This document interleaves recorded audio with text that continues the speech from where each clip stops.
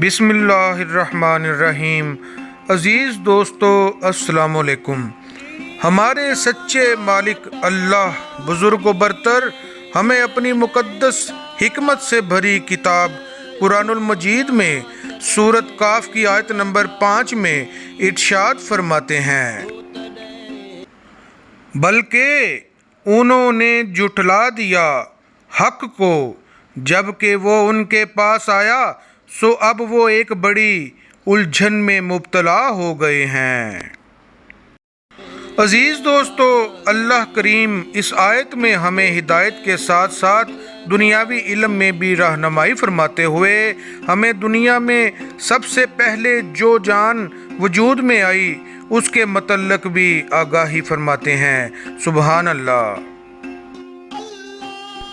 عزیز دوستو، اس آیت میں ایک لفظ کذبو آیا ہے جس کے لفظی مطلب ایک قسم کی ڈور اور ایک قسم کا کپڑا جس پر مصنوعی نقش و نگار کیا گیا ہے۔ یہ اشارہ ہے کہ پہلے جاندار جسم کی شکل کیسی تھی۔ اسی طرح ایک لفظ حق آیا ہے جس کے لفظی مطلب کوئی چیز جسے ثبات اور وجود حاصل ہو کے بھی ہیں۔ یہ اس طرف اشارہ ہے کہ وہ پہلا جاندار جسم جو وجود میں آیا، اللہ کریم نے اس کو ثبات دیا۔ اسی طرح ایک لفظ امر آیا ہے جس کا ایک مطلب پرورش کیا ہوا بچڑا بھی ہے اور بہتر مال پرورش کیا ہوا کے بھی ہیں اور خوشحال لوگوں کو بڑھا دینے کے بھی ہیں۔ یہ اس طرف اشارہ ہے کہ اللہ رحیم نے اس پہلے جاندار جسم کی پرورش کی اور اس کی تعداد میں اضافہ فرما دیا۔ ایک اور لفظ جو اس آیت میں آیا ہے وہ مریج ہے جس کا مطلب باہم گتھی ہوئی ٹہنی کے ہیں۔ اس کے علاوہ چھوٹا مونگا یا موتی بھی ہے اور دو دریا جو باہم ملے ہوئے ہوں اور آگ کے شعلے کے بھی ہیں۔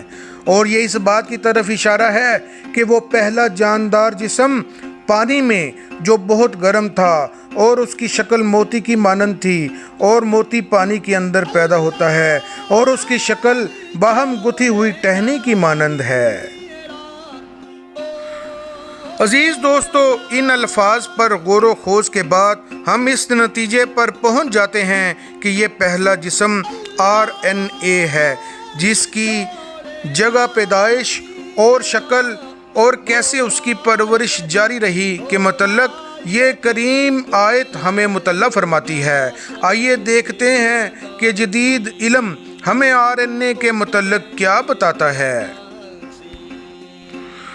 RNA کی شکل ایسے ہے جیسے گتھی ہوئی ٹہنی یا ڈور یا رسی ہوتی ہے۔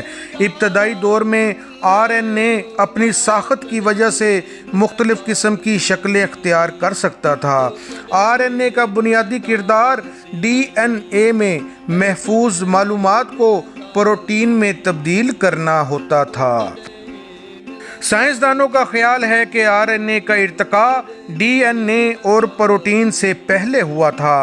ابتدائی خلیات نے جینیاتی، ساختی اور کیٹالیٹک افعال کو یکجا کیا ہوگا اور پہلا RNA ان افعال کا نتیجہ ہوگا۔ سائنسدانوں کا خیال ہے کہ RNA ابتدائی دور میں مالیکیولوں کے ایک سوپ میں نمودار ہوئے۔ ان کو بنانے والے نیوکلیوٹائڈ تھے جو آپس میں جڑے، پھر ٹوٹے اور پھر ان کی جگہ نئے آ گئے۔